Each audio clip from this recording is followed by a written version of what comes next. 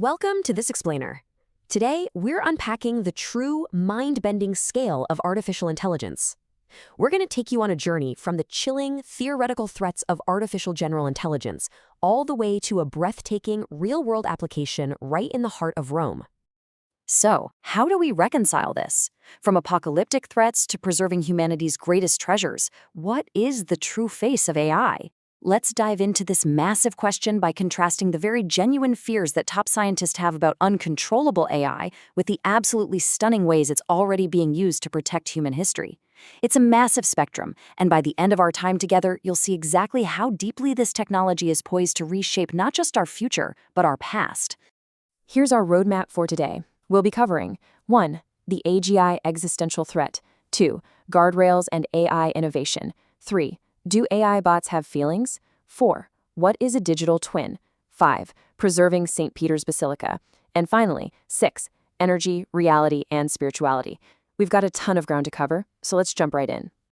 Section 1. The AGI existential threat, exploring the race for artificial general intelligence. Let's start with the loudest alarms currently ringing in the tech world.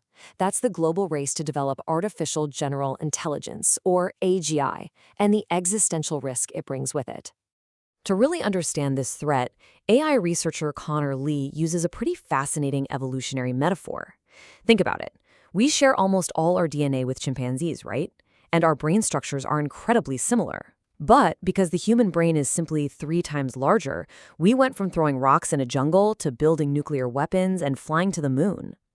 Humans control much stronger chimps simply because of that scaled-up intelligence. The warning here is crystal clear. A super-intelligent AGI could easily control us for that exact same reason. And honestly, this brilliantly illustrates the concerns shared by tech leaders like Elon Musk. He described the current geopolitical rush, specifically this whole narrative that the US absolutely must beat China to AGI, as, quote, more of a suicide race going on right now. When competitors sprint to build systems smarter than humans without having the proper control mechanisms in place, they are literally rolling the dice with humanity's future. Which brings us to Section 2, Guardrails and AI Innovation. Navigating the EU AI Act and industry compliance. The crucial point here is figuring out how society actually navigates this danger without completely suffocating innovation. Let's look at some current regulatory frameworks. Take Denmark, for example. They've introduced a really practical framework for businesses to safely deploy AI. It's designed to strictly comply with the EU AI Act and GDPR privacy rules. It requires rigorous red teaming, which, if you don't know, is basically just aggressively attacking and testing the AI for hidden flaws, and it ensures these AI assistants automatically shut down if they try to operate outside their designated tasks. It's a highly pragmatic blueprint for putting guardrails on a wildly fast-moving technology.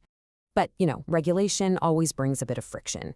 It's the eternal trade-off, short-term economic growth versus long-term systemic risk.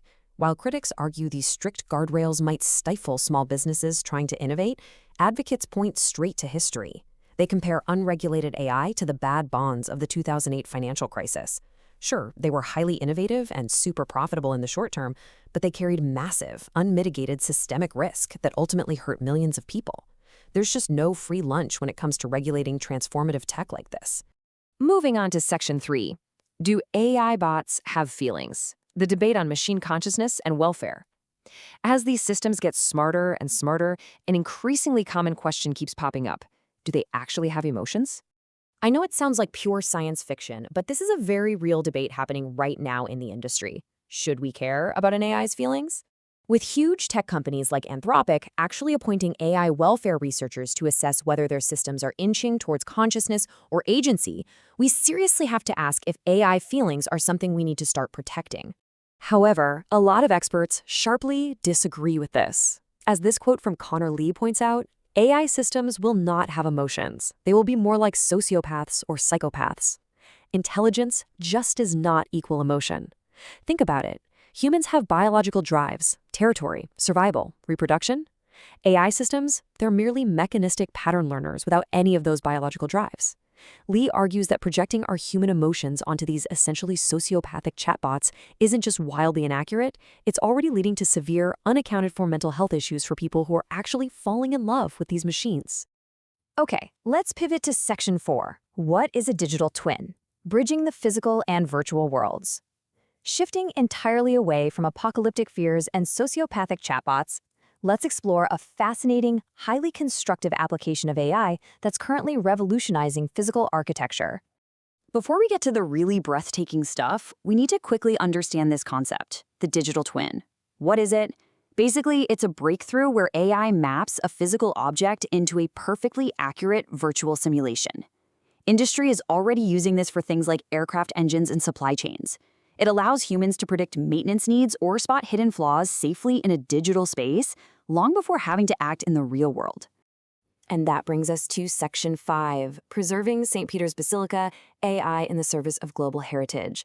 This is the absolute climax of our explainer today, focusing on how a digital twin is actively preserving the Vatican's historic St. Peter's Basilica right ahead of the 2025 Jubilee.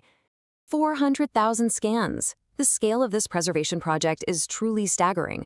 To digitally preserve the largest church in the world, a literal masterpiece featuring the work of Michelangelo and Bernini, teams from the Vatican, Microsoft, and a specialized French tech company teamed up to capture over 400,000 highly detailed images of the iconic church, both inside and out. Let's look at how they built the People's Basilica. The intense labor required to pull this off is just incredible.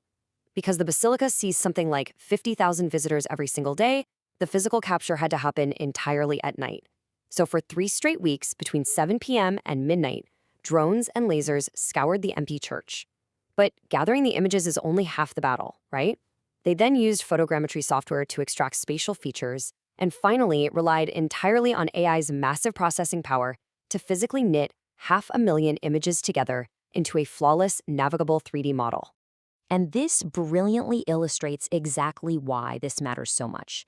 By exploring this AI-generated digital twin, the architectural team can now virtually fly up to the ceiling and zoom in on missing mosaic tiles and hidden structural cracks. We're talking about vital details for the monument's upkeep that would be completely impossible to see with the naked human eye from the ground. AI is literally giving us a superhuman lens to maintain and deeply protect our greatest cultural achievements for generations to come.